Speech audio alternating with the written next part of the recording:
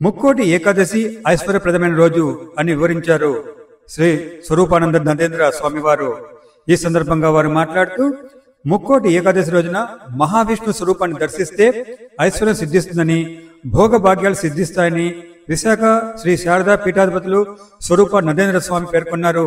శనివారం ఉదయం ఆయన సింహాచలం అప్పన్నను ఉత్తర ద్వారం నుంచి దర్శించుకున్నారు. ఈ సందర్భంగా మీడియాతో మాట్లాడుతూ ముక్కోటి ఏకాదశి విశిష్టతను వివరించారు. ఐశ్వర్యప్రదమైన రోజుగా వైకుంఠ ఏకాదశిని అభివర్ణించారు. దేవస్థానం అధికారులు, పండితులు స్వరూప నరేంద్ర స్వామికి ఆలయ మర్యాదలతో స్వాగతం పలికారు. అప్పన్న ప్రసాదాన్ని స్వరూప నరేంద్రకు అందజేశారు.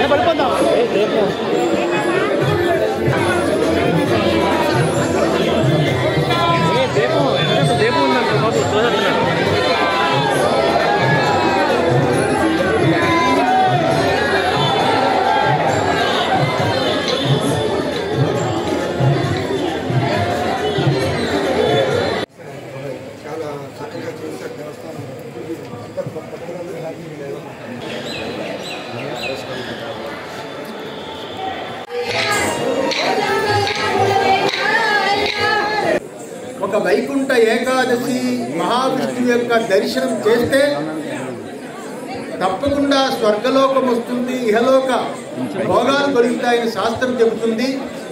అటువంటి ఐశ్వర్యప్రదమైన ఈ వైకుంఠ ఏకాదశి దర్శనం ఇతర క్షేత్రాల కంటే చాలా గొప్పది, పురాతనమైనది, పురాణాలలో ఉన్నది. అటువంటి మహాక్షేత్రం సింహాద్రి అప్పన్న సింహాచల క్షేత్రము. ఈ క్షేత్రంలో స్వామి దర్శనం చాలా ఆనందకరమైనది. ఈరోజు ఈ దర్శనం జరిగింది, మాకు చాలా సంతోషమైంది. భగవంతుడి యొక్క కృప